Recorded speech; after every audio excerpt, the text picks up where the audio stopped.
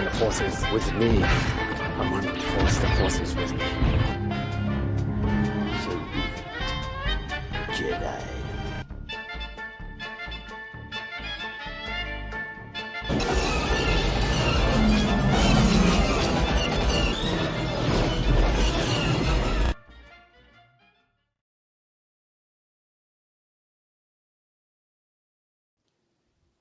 Hello, everybody. Welcome back. It's Thursday night. It's once again time for the GNN Cantina Happy Hour, where we sit around and talk about Star Wars, and nothing but Star Wars. I am David, your host, and with me, as always, is Debbie. How are you, Debbie? Hi, guys. I'm doing great. Cool. Also with us tonight is Cam. Hello. Cam in focus. He always... I just kicked my desk. That wasn't a good thing. How's it going, Cam? Oh, it's going. Getting ready to move across the country again. So that's why I'm continuing to be off camera. My house is a mess. Don't have my studio set up. I'll be moving back to Florida on the 3rd of March. So needless to say, I'm alive. The day after next week's show, Cam's moving. Everybody remember that so you can, follow him. I'm sure we'll have a live stream of him panicking and screaming at people and everything else. Yeah, it'll just be a very shaky camera with only the upper half of my face in focus. You gotta get me out of here. I see dead people. I heard that. That was good. I'll take that one. All right. Well, tonight we start the Bad Batch. Before we talk about the Bad Batch, so I want to say one thing. I've been watching, and I know you don't do this, Debbie, so I'll excuse you. And Cam, I'm not sure how much you do. There have been a lot of TV spots for Mandalorian. Disney Plus is really, really pushing. The House of Mouse is pushing this one hard. And we've had some really cool stuff. I mean, most of it's the stuff we've seen already, but I just got to say, I'm getting more and more excited. Mando Season 3 starts next week, next Wednesday. Cannot wait. Just based on the trailers, the TV spots, I'm all kinds of excited about it. Cam, have you seen any of the TV spots? No. Well, okay. Well, I think one of them, and that was actually the one of the footage that you showed us last week. Oh yeah, right. Yeah, but to be perfectly honest, I try to avoid all that stuff because when it comes to things like this, I like to try and go into it as just blind as possible. But I understand the hype factor behind them, though. I agree with you to a certain extent, but also I've come to find out that, and especially with like the Marvel shows and the Star Wars shows, what they show you before the series actually starts is basically like 90% of that happens in that first episode. Mm-hmm. So really, the only stuff you're seeing is stuff that's going to happen in the first episode. So the rest of the series, to me, is just left, a complete blank, a blank slate. So you're right. I generally try to avoid spoilers with all three of the sequel trilogy. I was like, I don't want to read nothing. I don't want to. When Han Solo died in The Force Awakens, I was completely shocked. I mean, just off kilter shock. I was like, I cried. It was a gut punch, and I was like, "Oh my gosh!" And my friend who I went with, he was like, "Oh yeah, they were talking about that online." I'm like, "Why would you spoil something like that? Why would you go and read something that's gonna? I mean, that's like saying I am your father." Mm-hmm. And saying, "Oh well, I know, yeah. Hey, I've seen these movies before. I know it." It's like, yeah, it's like you're sitting down with somebody, watching Star Wars for the first time, and before Vader's big line comes on, the person you were supposedly introducing it to just nudges you with their elbow. Here it comes! Here it comes! Here it comes! This is the best part. This is the best part. But no, it's and you can go on YouTube and find the Star Wars react videos where like a parent is showing their kid Star Wars for the first time and they get to the I am the father part and the kids are just like, he's lying, isn't he? That can't be right. No, that's not true. That's not true. And I've seen some of them start crying. No, he's so lying. Like, awesome. That's the power of Star Wars right there, folks. That's the power right there. When you can get multi generations involved in it and loving everything about it. So anyway, Mando season 3, we're talking about it next week.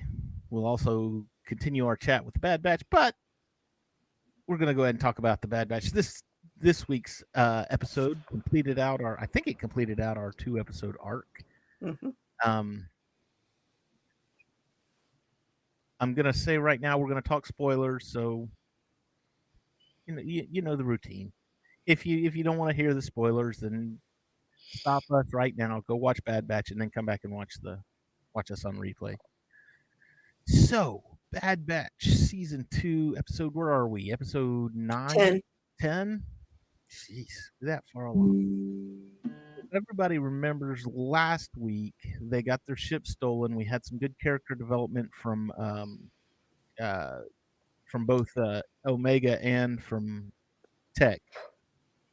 Good little bonding moment there, sharing of feelings, even though Tech is like a robot trying to share his feelings, but it worked. I mean, it was good. So anyway, so now we've got to find our ship. And honestly, I was hoping for a little bit more from this thief. I really wanted to see. I was ready for Dave Filoni to pull another character out of his hat and say, "Hey, don't forget I made this one." Be it Hondo, be it I don't know, somebody from the Clone Wars, something along that lines. I wanted to see somebody else, but he didn't. He surprised me. He threw a new character at us, and a new situation of sorts. Yeah, I mean it's something we've seen in a lot of other stories before, but he put the Star Wars twist on it. So while the story itself felt familiar, it still had that kind of that air of freshness to it. It was like okay, basically I'm going to boil it down and then I'm going to tell you what I thought. So basically you've got a guy running a mine. He keeps kids around to work in the mine, but also to steal things, and he gives them very little of the profits that come in, and he keeps the vast majority for himself. And it's worth a lot, and the ipsium that they're mining is like super valuable, and he's making them fight for table scraps, basically. So, and the only thing I could think about this, because when the tides turned, all the kids turned against him and basically threw him out, and now they're doing their own thing. But all I could think of was there was a scene in A Bug's Life, the Pixar movie, where you had all the grasshoppers standing around, and they're at the little eating place, the watering hole or whatever, and he throws one corn at, he goes, "Did that hurt?" "No." And he throws another one, he goes, "Did that hurt?" "No." And then he kicks the bottle off the lid, and all of them come out, and it's like, you see, when they are one-on-one, we can take care of them, but if they all come together, we're going to lose, because we may be bigger than they are, but there are more of them than there are of us, kind of thing. Mm-hmm. So that's exactly what I was saying. I was like, oh my gosh, it's A Bug's Life. Okay, I get you. But that's not anything new. I mean, Three Amigos was like that. Basically, any of the Magnificent Seven style movies are all like that, where they teach the townspeople, hey, you can fight too. Yeah, and honestly, whenever when the kids were closing in on him, the first thing I thought of was the ending of Lion King, when all the hyenas start to crowd in around Scar, or Toy Story, when all the mutated toys are ganging up on Sid. Yes, very cool. See, I got a Temple of Doom vibe from it. Well, just because he fell down into a fire pit, is that why? Well, I mean, the bridge scene. Oh, yeah. Enslaved kids. Indiana Doom. Indiana Doom. Yeah, Temple of Doom. Whatever. I got vibes of that movie. I get it. I didn't figure they'd cut the bridge, which they didn't, but well, no, I wasn't expecting that, but it just when they got to that bridge scene, I was just like, yeah, okay, Indiana Jones. Temple of Doom. I got you. So, so anyway, and something else when the kid was flying the ship in, what was the villain? It was like Mondo or something, right? Mako. Mako, yeah. Okay. So, Geek Gauntlet's on. Hey, Geek Gauntlet. William's Long online. time no see. Long time no see. Didn't y'all do a show last night? Yeah, it was sarcasm. Gotcha. My sarcasm meter. In case you missed last night's show, a really good podcast. I was unable to be on it. I was having some health issues. I'm sorry I missed it, but I've heard it was a great Star Wars show. I haven't listened to it yet. I meant to at work, but heard it was great. They talked about Star Wars. Go check it out on YouTube. After you get done with us, watch the really good podcast. Debbie was a part. William was a part. There was 4, 5, or 6 of you, right? William, Jamie, Ambrose, and myself. There you go. Great crew. I would have been there too, but like I said, I just wasn't feeling it last night. Literally. Well, they definitely found out about my Harrison Ford obsessions. Every answer to the question was Harrison Ford. Hold on, guys. Let me show you my Harrison Ford body pillow. No, I wish. See, I knew it. Oh, it was a good time. We had fun last night. So go back and watch that on YouTube. It's great. It should be great. I don't see any reason why it wouldn't be. Wait a minute. I lost my what was his name? Mako. See, and I was, like I said, I was somewhat ill yesterday, and so I'm listening to I've got it turned on, and it wasn't turned up really, really loud because my head was pounding. And he said, "Hey, Mako, I've got a ship for you. I think you're gonna like it." But I didn't really hear him say that, and all I could think was, "Oh my gosh, he said Lando." He said Lando because it ends with an O and everything. I was like, "Oh, it's Lando. Okay, this is gonna be good." And then I was like, "Oh, what is this? It's just some guy. It's just another new character. Who needs that?" Yeah, he reminded me of Watto, except for he was a lot more slimier. Yeah, I don't know if it was Watto or. I mean, there have been several characters like that within Star Wars, within Legends. One that comes to mind is I don't know if you ever read. Did you read the Han Solo trilogy, Debbie?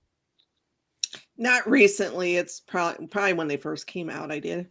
Okay, so he was in Legends, Han Solo was born a slave and he earned his freedom basically, and it kind of reminded me of Han Solo's slave master, maybe even a little bit of the underground worm thing on Corellia that was running things in the Solo movie. So, maybe that's where they got that idea from.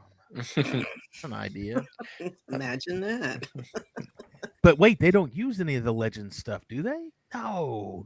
That would never happen. No. What? How dare Ryan Johnson invent force projection? Yeah, right. So anyway, yeah, he was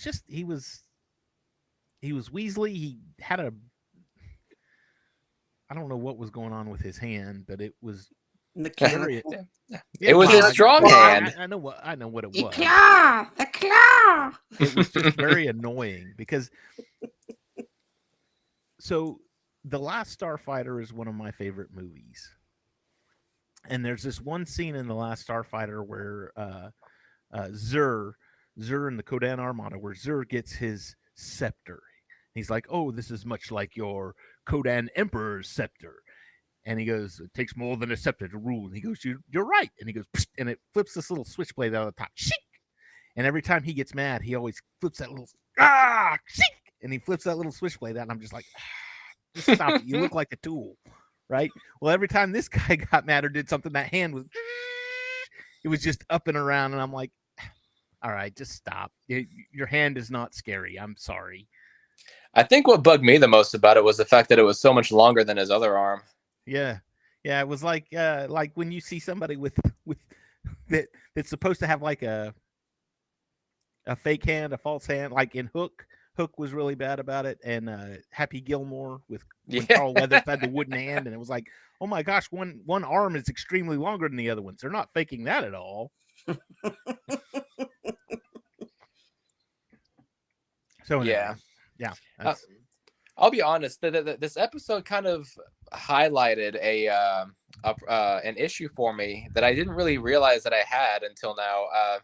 So far, this season hasn't really had any singular protagonist, and to be honest, the other one didn't either. But I was really hoping for one this time around. I mean, they were kind of setting up Admiral Rampart to be the protagonist, and then he got ousted by Palpatine. So, I mean, and you always have. I mean, there's always the threat of Crosshair, and he's been in like one episode. Yeah, exactly. And it was the Bad Batch episode without the Bad Batch in it. And that was episode 3, I think. Yeah, I think so. But I'm with you. I really would have liked to have seen a main protagonist. I mean, I guess in the first season, maybe that was I would have said that their main protagonist was Crosshair because they ran into him several times, right? And throughout the course of that show, and he was had hunting that. He had that mercenary crew with him too, so it kind of created the antithesis to the Bad Batch in a way. Right. But now you're right. There hasn't really been any main protagonist. It's always we've got the Empire. The Empire is our enemy, but you don't really see them. And yeah, you're right. What's his name was that was a shock to me because I was like, okay, this will be the protagonist, and he's the one hunting for them. And then Palpatine threw him under the bus, literally. Said, hey, it's his fault. Yeah. He did it.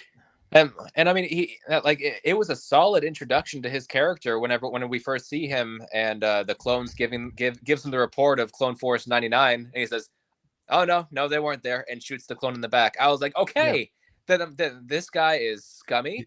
He's gonna do underhanded stuff to get what he wants. This is our villain, and then ruthless. And then nope, he has a whole 10 more minutes of screen time, and then he's gone. It's just like, oh, come on, guys. Yeah, give us something we can. I don't know. Maybe the Empire's enough. Maybe they're. Well, I mean that worked in the past, but that can't be the case for everything moving forward. I mean, well, I'd like to see them move along and help start the rebellion. I'd like to see them move kind of into that role of we're going to help train some of these fighters, these rebel fighters, so that they know what to do. Something along that lines. I wouldn't mind seeing something like that. In which case, yes, the Empire could be the big bad. But well, yeah, I mean, definitely. But here's the thing with all these Star Wars projects that all take place around the same time. Like the Empire is always the enemy, and yeah, and granted, yes, I understand that that's kind of the necessity of the time period that these stories take place in. But I'm going to kind of bring it back to the old adage of your story is only as good as its villain, right. And in order for me to really root for these characters, they have to have a legitimate threat to those characters, and they haven't. Like in Rebels, Rebels, it was the Empire. It was always the Empire, but you had Thrawn that was kind of the stick in the eye, if you will. Yeah, you had. And before Thrawn, that, it was Callus. So yeah, and in season 1, you had Callus, which he was kind of the the underling villain, I suppose. But then you had the Grand Inquisitor, and he presented not only a legitimate physical threat to the heroes, but he also I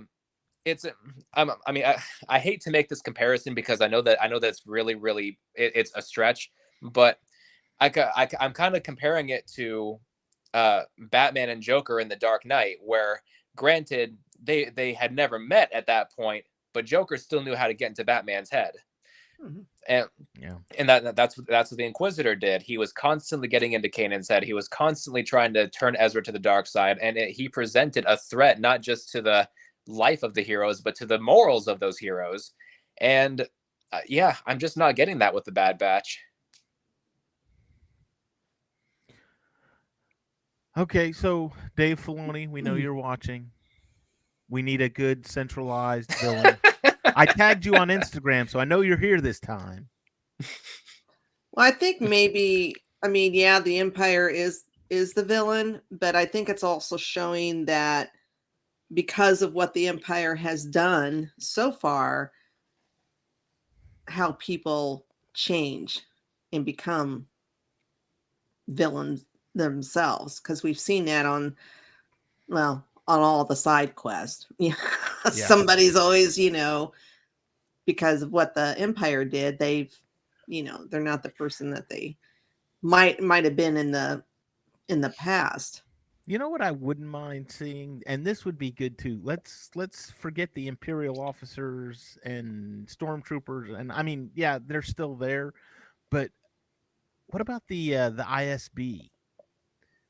We really liked that character in Andor. Was it Imperial Security, like the FBI, Yeah, or the CIA for the Empire or whatever. Cirrus. Imperial Security Bureau. Yeah. Oh, so I did get it right. Cool. Oh yeah. Let's have an ISB agent trying to hunt these. Look, these are rogue clones. We've taken care of all the other clones. We got to find these guys because I don't know why. But yeah, I mean, hell, bring back Krennic. Everybody loved Krennic. yeah. Have him be the one who's hunting the Bad Batch or something. Krennic's busy with the Death Star. You can leave him alone. He's fine. He's fine. But yeah, join us for Bad Batch Season 3 when the Bad Batch goes hunting for the Death Star plans, only to fail as a teaser to Rogue One. Oh, that would be good.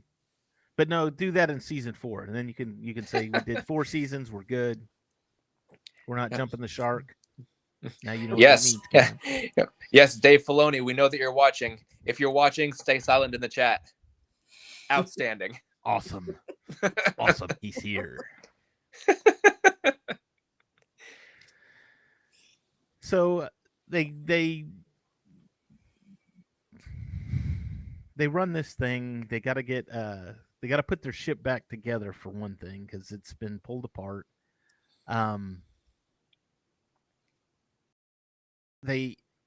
What was it? She had to go upstairs to release the ray shields is what it was.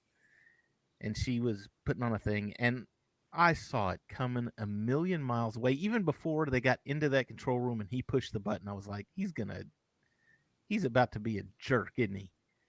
He's just about to benefit himself. And yeah, he turns her in basically and says, hey, I want to be in this guy's good graces from now on, so I'm going to turn in the bad guys. Did either one of you not see that one coming? Oh, yeah. Absolutely, 100%. Well, Mako had them all so gaslit, that the Ipsian was so degraded, and they had to work longer, harder, hours to be top earner to get a whole bowl of soup to themselves and not have to fight over one bowl of soup with 10 other kids. So yeah, I don't get it, but yeah, he turned him in anyways. Even after he found out, hey, this Ipsium is good and he's making a lot more money than us, and he could be sharing his profits. Blah blah blah blah blah. So. But nope, his mind was changed by the power of friendship. Yeah, sure. But yeah, well, I mean, that's another thing that we've seen in a lot of stories before. The downtrodden person betrays the protagonist, and after their betrayal, their mind is changed by the kindness of the protagonist. We've seen it a million times already, it's done to death. Yeah, as soon as they walked into that control room and he pressed that button, I was like, I know exactly where this is going now. In fact, I think I even called it. I think I even said, okay, he pushed the button, and I'm like, okay, he just sold her out, but they're gonna find out that the stuff that they're mining is actually really valuable, and or something's gone on to where he's making a lot more money than everybody thinks he is, and he's just exploiting their slave labor. And it's like, yeah, I got the rest of this episode figured. And then they're gonna say, hey, look what he's doing, and then they're all gonna attack him, and the only people that are gonna be fighting for him are his robots, and he's only got like 4 or 5 of those, so it'll be an easy takeover. It was honestly a really huge eye roll moment for me, and I don't know if this way. I don't know if you guys agree, but whenever Mako knocked himself over the edge of the bridge, and what was that kid's name? Like Benny or something like that. Benny. Yeah. Benny in the chat. Yeah. Well, Mako kind of grabs onto the edge, and Benny comes down. He's like, "Take my hand." It's like, why would you want to save this guy? After you just found out that he has literally been starving you, like, come on. Why? Hey, why do the clones always shoot stunners at the stormtroopers when the stormtroopers are literally shooting death blows back at them? Well, because the clones are their brothers and they have a code of honor, but these kids are slaves. But here's the thing. They're the good guys, and we've got to have the good guys try and save the bad guys in all situations. That's just the way. I hate that cliche, though. I hate the cliche of the villain hanging off the edge and the hero who has been trying to work against them the entire time reach down and try to save them. And I understand that you can't have your hero be the one who kills and whatever, but at the same time, though, in this particular instance, I feel like it's kind of justified, and I feel like it would have been a much more powerful moment for this kid who's likely going to come back by the end of the season because he left saying, I owe you, or you owe me, or whatever. But I feel like it would have been a much more powerful moment for his character to just let him go. Say, no, you did us wrong. You've been starving us our entire lives. We did all this for you and got nothing. So bye-bye. What was the scene in Deadpool? 4 or 5 moments. 4 or 5 moments. What? You were rambling. I'll look for the other 4 moments. Don't worry. The opportunity to be a hero. Spare Think about an enemy. Oh God. Yeah. Those movies are fun. So yes, there you go. That he should have Deadpooled him. Let's just say that. And then he could look for the other 4 or 5 moments.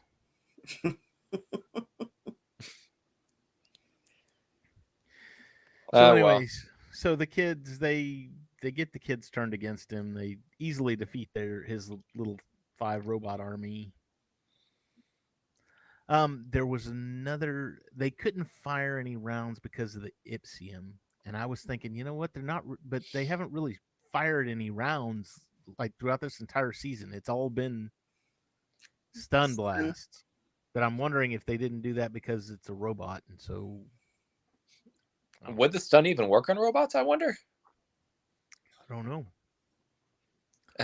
No idea. Well, they need ion guns. We just found Star Wars' next original idea. Find out whether or not if a stun shots work on droids. Dave, the stuns work on droids. Show us in the next episode or in Mando. Mando season 3 next week. Yeah.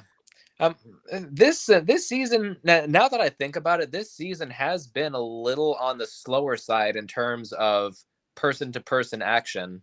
I mean, the season 1 had a lot of shootouts in hallways and running through facilities and stuff, but this one hasn't really had much. No, it really, and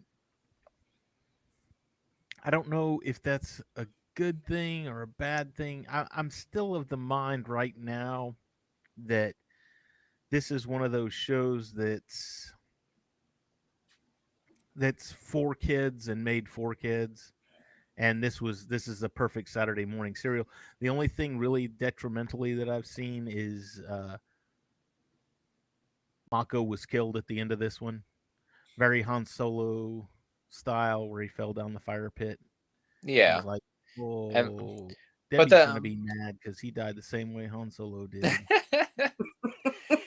yeah, and I feel like there has been more of people actually dying in this season, because you had that you had that planetary governor who died in episode 3 because Crosshair shot her. You had the clones who got shot in I think it was the first episode of that 2-part arc that took place on Coruscant. What's his name? Shot the guy in the back. Yeah. Oh yeah, that one shot the too. clone in the back. We talked about that one.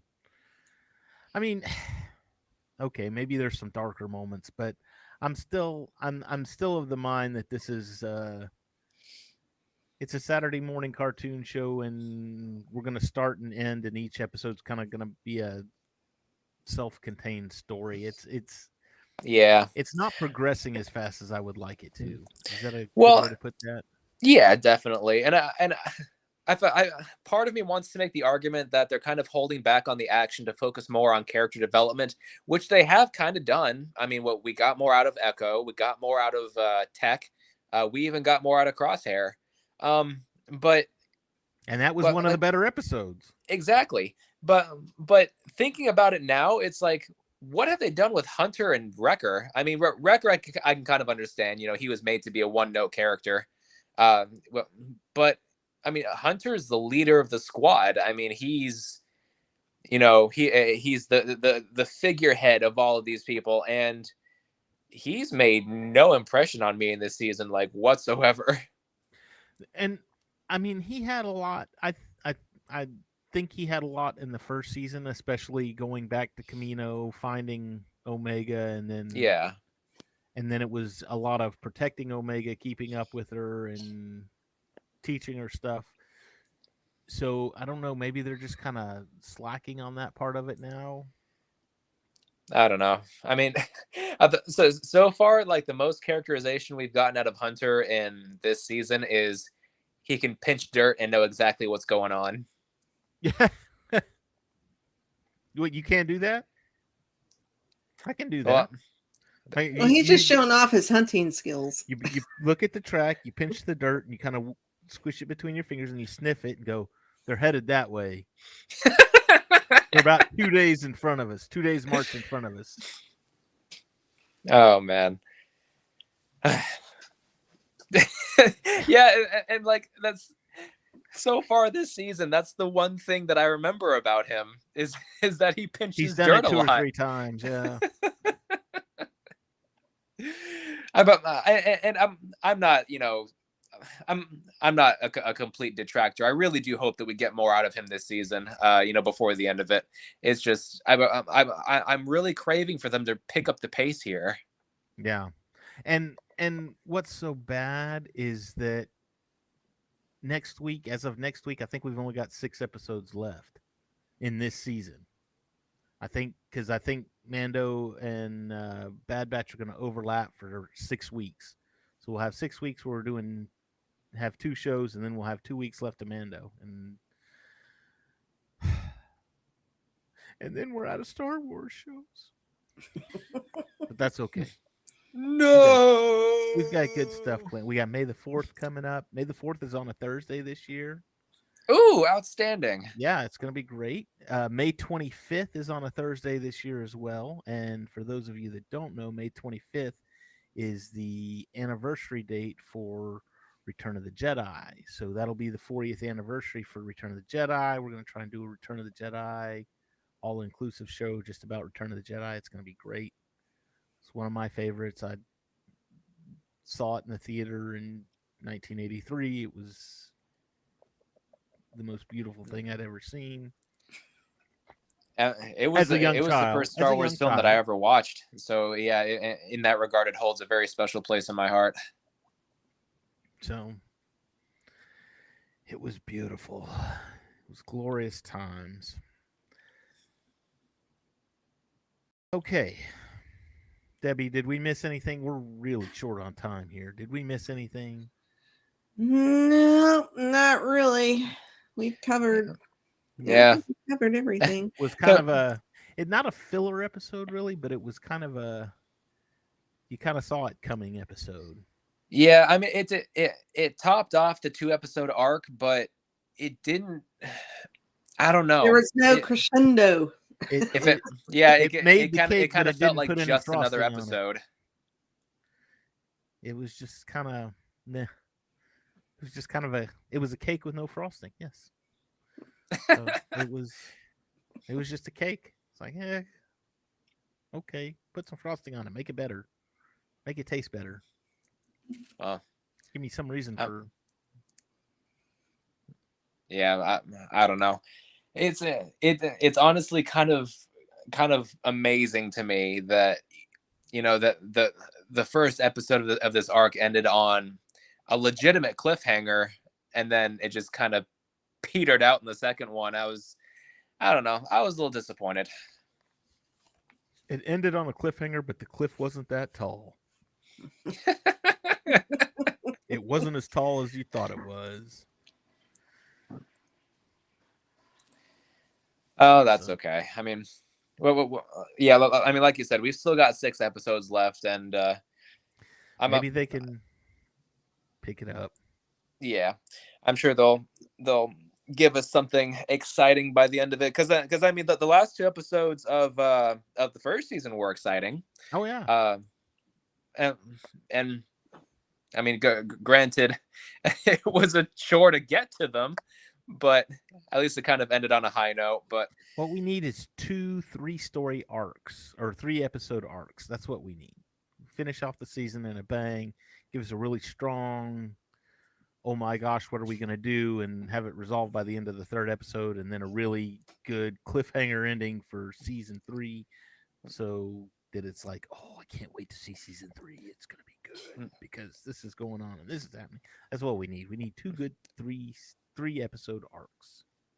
What's that you said? 6 self-contained episodes, all of which involve treasure hunting? and Wanda Sykes, because yes, exactly. We can't get what's her name in here to.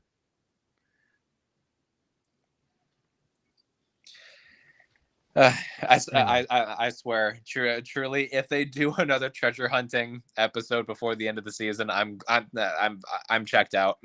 Cam's gonna give up. He's giving up on the Bad Batch. I'll go cleanse my palate with Star Wars Resistance.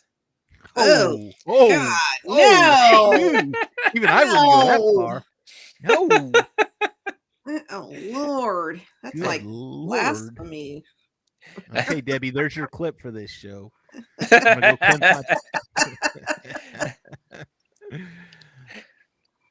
my... I know that just leaves a bad taste in your mouth. We didn't even say it, and it still left a bad taste in my mouth. That kind of hurt down to the soul. The one good thing I will say about Star Wars Resistance is that because of Star Wars Resistance, they put out a new Lego TIE Interceptor, which they have not done since 2008. And I was happy to get a TIE Interceptor. I mean, it was red, but hey, still a TIE Interceptor. Still gotta love it.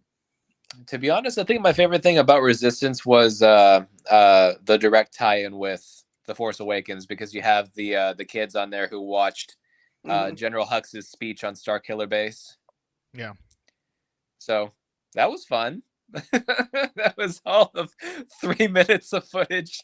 I was gonna say it might have been the whole most interesting thing in the whole season, or the whole 2 seasons to be back. The whole series. Mm-hmm. I couldn't even make it through 3 episodes, so I'll take your word for it. Well, I watched it because it was Star Wars, and maybe we ought to have a rewatch and have an episode on Resistance. Oh, come on! We watched the holiday special. No, I did not. Maybe still hasn't seen the. Go on YouTube and watch the holiday special. Put yourself. I watched it originally Debbie. when it first came out. It was very traumatizing as a child. Yeah. Stir, whip, stir, whip. Oh, Who Lord. wants to see B. Arthur dance around in a cantina and sing a song about it? Yeah. No, nobody wants that. Oh, Yeah, I also never thought that I'd see a Wookiee use a VR headset to watch sketchy stuff. yeah, yeah. Ooh, get some of that little space action going on. Yeah, definitely some PG-13. Yeah, before PG-13 existed. Yeah, I'm So, just. Oh, I see what they're doing now. The Wookiee Jedi in the Bad Batch is the same Wookiee that we see in the holiday special. It ties oh together. no. Well, okay. So does that mean that Chewie's son is the Wookiee that we see in Book of Boba Fett? Isn't that No, that's not Tarful. What am I thinking? That was Kraskastan. Oh, Black Chrysanthemum. Yeah, whatever. He could have changed his name. You don't know. Dyed his fur. Dyed his fur. Yeah. Yeah, it was that one Wookiee in Book of Boba Fett. I think his name was like Cucamonga or something. Oh lordy. Well, I mean, at least it was fun to watch him throw Tamura Morrison around. Yeah. Mm. Yeah.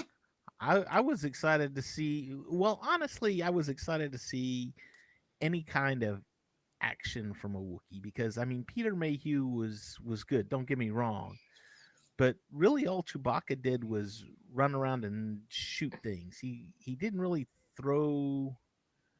Well, I guess he threw the one stormtrooper in Empire Strikes Back when he was when they were at the freezing chamber, but it wasn't a. I wanted to see the Wookiee pull somebody's arms off because Like in Solo. that's what Wookiees do. Well, and there was a deleted scene from Force Awakens too where he did it. Mm-hmm. It was Ray, but Ray bumped into Unkar Plot at Maz Kanata's castle. Maz Kanata's castle, I think. Mm. And she tried to pull her blaster that Han had given her, and he said, "You got the safety on." And then Chewie shows up and rips his arms off. I was like, "Oh, see, that should have been left in. That would have been good." Yeah, would have made it R-rated, but We like violence. That's something I kind of that I liked about the Solo movie. I mean, you know, people have their issues with it, whatever. But one thing that I really loved about it was the physical comedy.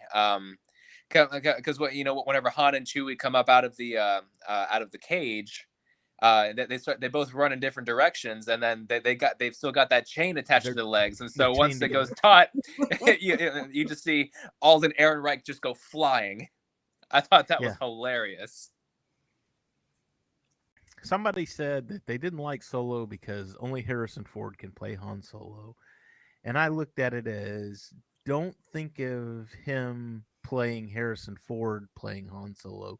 Think of him just as playing Han Solo. That is exactly how that character would have acted. I mean, he may not look exactly like Harrison Ford, but that is he had the character spot on. So yeah, I thought he did a pretty good job. He had some of the mannerisms down, and yeah, I didn't have a problem with Aldrich as Han Solo. I'm actually kind of disappointed that they're not going to go ahead and do a sequel to it, because I'd really love to see where Kiera goes with Maul and everything and how that all panned out. Hey, Filoni, I know you're watching. Make a TV show. Well, so supposedly we're getting Star Wars film updates in a couple of months. Oh, good. Yeah. I can't remember what event they're going to be revealing them at. I know Isn't Celebration coming up? It's something. I can't remember exactly what it was, but everybody's saying right now that some new film details are going to be released. Well, they got was Taika Waititi was talking about doing some movies. I know Rian Johnson, his trilogy. I don't know if that's still. I haven't heard that it's canceled, but I haven't heard that it's going anywhere yet. Well, I mean, to be fair, all the projects that have come up in the last couple of years have not gone anywhere either. So, No. I mean, Taika Waititi, he's been set to direct a Star Wars film for like the last 2 years. I don't know. After watching Thor: Love and Thunder, I'm kind of scared about that. Yeah, I'm honestly really scared about that too. I mean, don't get me wrong, Taika Waititi he's a talented filmmaker. Oh yeah. Thor Ragnarok was great. Jojo Rabbit, what a great movie. But I'm just worried that he's gonna go just the comedic route. Make it have silly. yeah, have a character crash a speeder and just look over at the camera and say, "I meant to do that," or something stupid like that. And I'm just I'm cautiously optimistic. I think my brother said about Thor: Love and Thunder. I asked him after he watched it because Ragnarok's one of his favorites. He loved Ragnarok and he loved the two Guardians movies, but he did not like Love and Thunder. And I was like, "Why? What was wrong with Love and Thunder?" He said, "Well, they gave Taika Waititi some playroom on Ragnarok, and they said you can go do your thing, but we're going to keep you on this really tight leash, anyways." And then Thor Ragnarok came out, and everybody went to go see it, and it made tons and tons of money, and everybody loved it. And they basically took the leash off and said, "Okay, just go make a Thor movie." And he was like, "The power is mine now." And he made the movie he wanted to make, and everybody was like, "Oh, that's a good Taika Waititi movie. That's not a good Thor movie." So, Oh yeah, they gave him too much. Yeah, it's funny, because a lot of different directors have worked in the MCU. But my favorites have always been the ones that were directed by the Russo brothers. Yeah. I mean, their movies like Winter Soldier, Civil War, Infinity War, Endgame, they keep the core values of what makes the MCU while also making serious films with really serious stories, good character drama, and I don't know. It seems like a lot of it's been kind of steering away from that so far. But Debbie, did you see Ant-Man yet? Yes. What'd you think of it? We talked about it on MCU Mondays. Yeah, I enjoyed it. I work on Mondays. No. I enjoyed it. I really liked it. The humor was not over. I didn't think the humor was overdone. Yeah, I didn't have any problems with it. Is it a perfect movie? No, but it was a good, fun movie. I don't think there's any such thing as a perfect movie. I've not found one yet, and that includes Last Crusade. Huh? Last Crusade. Okay,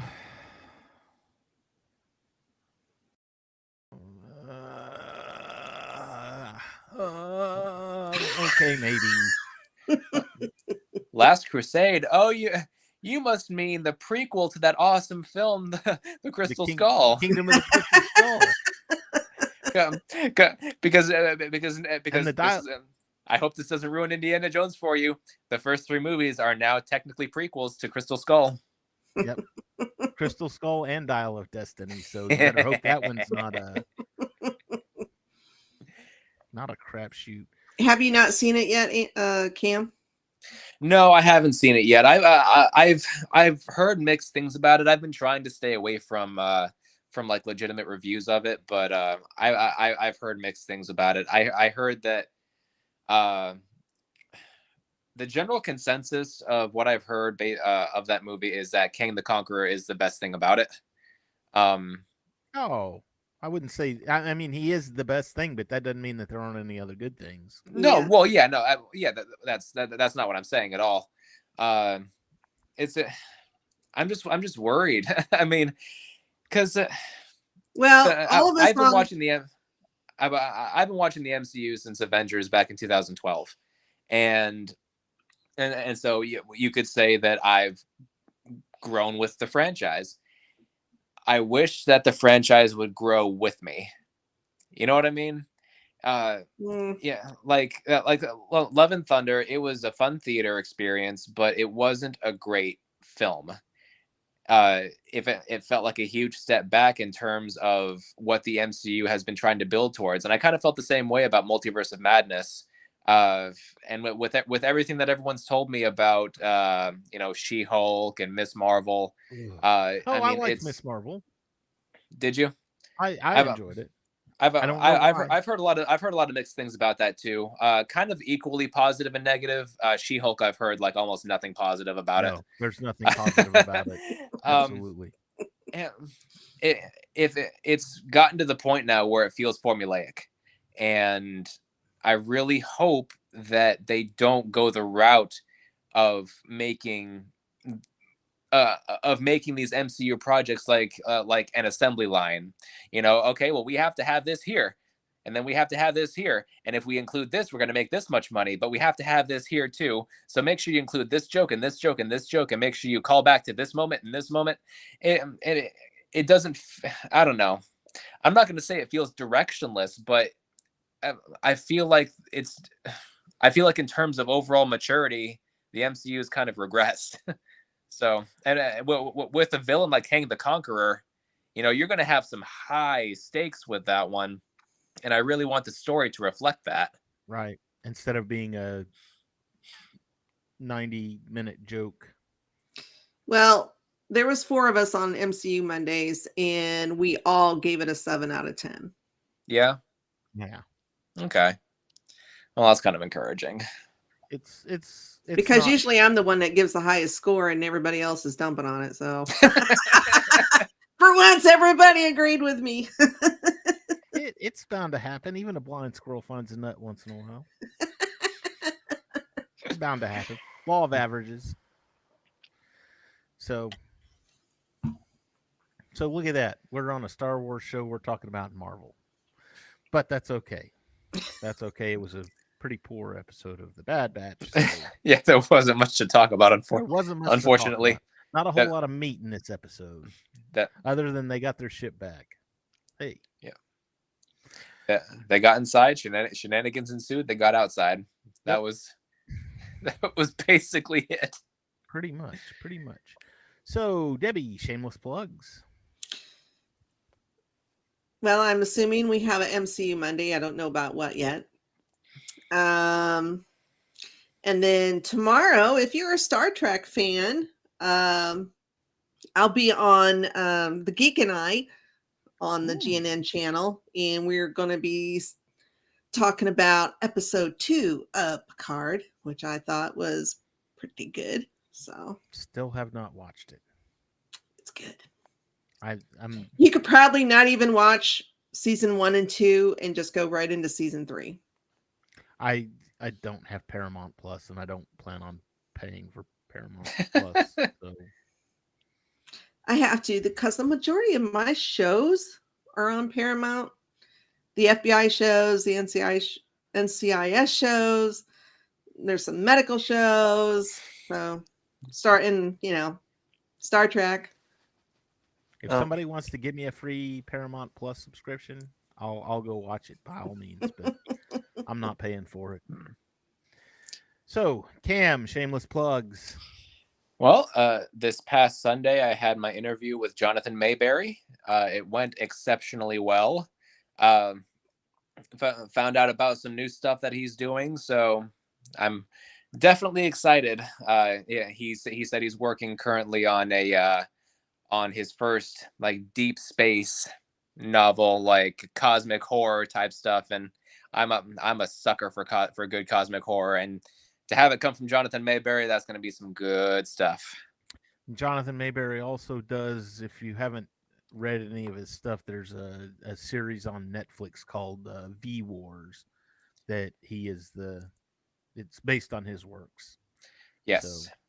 He's worked on a lot of comics. He wrote he wrote a lot for Black Panther, and a lot of what he wrote was incorporated into the Black Panther films. So it was he told me it was a proud moment for him to see his ideas come to life. Did he get any kind of credit in that movie?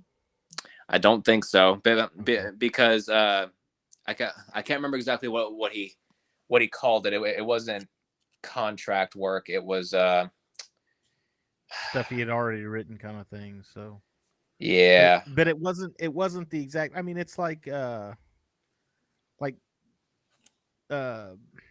Venom, the second Venom movie was basically Maximum Carnage from the Spider-Man series, but not really.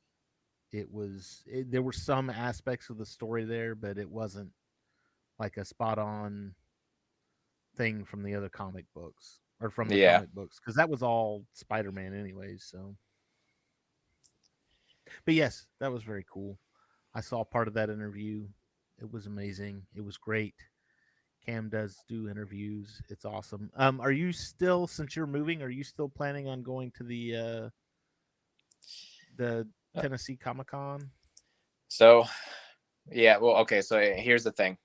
Unfortunately, no, I can't. I was planning on it. I had a flight purchased, and their website, all of their promoting and everything only says that the event is on Saturday the 18th, and which is pretty normal for a smaller event like that. That's what I was expecting. I reached out to the proprietors of the event, saying, "Hey, you were in contact with the manager of the company I work for about getting a press pass. I was wondering how to go about getting my pass physically in my hand, for by the time the event comes around." And that they said, "Oh, well, the pass is only for Sunday." I said, "Well, what's on Sunday?" And they said that the comic show. I was like, "Well, I didn't know anything about that. I already purchased a flight to come in on Friday and leave early Sunday morning." Yeah. And I couldn't cancel it because I wouldn't get any money back. Ooh. So so basically I'm out almost, over, I don't remember exactly how much it was. It was $200 and something. And what with all the expenses I'm having to worry about with moving now, I don't want to. I can't spend that much right now. Right. To reserve another plane ticket. So unfortunately, I'm going to have to miss the event. Oh. We are here at Geek News Now. We do try to go to as many events as we can throughout the wherever we are. So honestly, Cam, I was not expecting that, just because you're moving, and I was like, oh well, he's moving, so he's not close anymore, so he's not going to go. So, but you did. Yeah. Did you do Central Florida Comic Con with? Yes. Myself, Devin, Becky, and my wife all went to Central Florida Comic Con, and we all had. No, actually, I think it was just me, Devin, and Becky that had the press passes. If I think I remember that correctly. I don't. Yeah, but where we're going to be living in Sebring, Lakeland is only, I think, 2 hours away. So next time Central Florida comes around, Dave, if you're watching, get us in there, damn it. We want to go to Central Florida Comic Con. Yeah, it was great. We got there, and we came out with interviews with contacts. What we got the sponsorship from the I can't remember what the company is called, but it's a company that's making basically three-dimensional D&D. So they were at one of the cons I went to just last year, I think. I think I've seen that company. I think I've got their business card around here somewhere. Anyway, I've talked to them. I'm getting me a press pass one day. do it. I've got like 4 or 5 now. Had a lot of fun with them. Retro Expos coming up. We've got Fan Expos coming up in Dallas. I'm going to try to go to Little Rock this year. It's only about 4 or 5 hours up to Little Rock from where I live. So, and my parents live up there anyway, so I can stay for free. So it's not a big deal. Hey, Mom, can we come and visit you? Oh, yes, come and visit. Great. We're leaving. I'm dropping the kids here, and I'm going to the Comic-Con. I'll have fun. So, no, it'll be fun. Like I said, Geek News Now, we're trying to get out to the Comic Cons. We're trying to get out among the fans here. If you want to come see us, I'm just shoot us a note on the Geek News Now Facebook page. We'll tell you if we're going to be there. If there's somewhere you want us to go, shoot us a note on the Geek News Now Facebook page, and we will try and get there.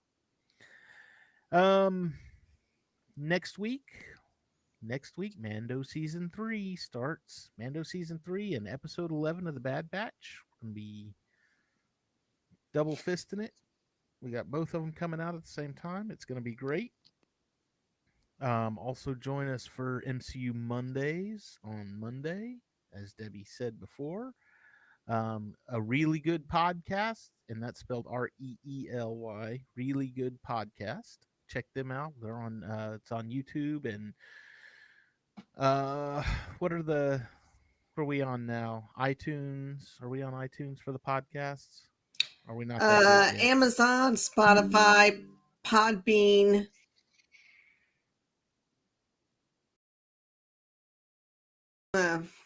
We might be on. I think we might be on iTunes, yeah, or Apple. Most of the big ones. Most of the big ones have it. Our podcast. Yeah, there's like 5 of them we're on. So all of our live shows get converted to just vocal, and they'll be on the podcasts. So you can come and listen to us anytime you want to.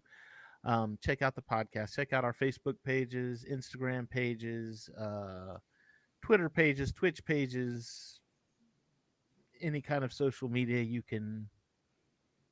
Everything you can shake a stick at, we're everywhere, and it's great. Oh, the website geeknewsnow.net. Go check it out. Got some great articles there. Great writing team there, putting out some quality content out there. So go check us out. Hit the like and subscribe button. All that kind of fun stuff. We will see you all next week for Mando season 3. May the force be with you all.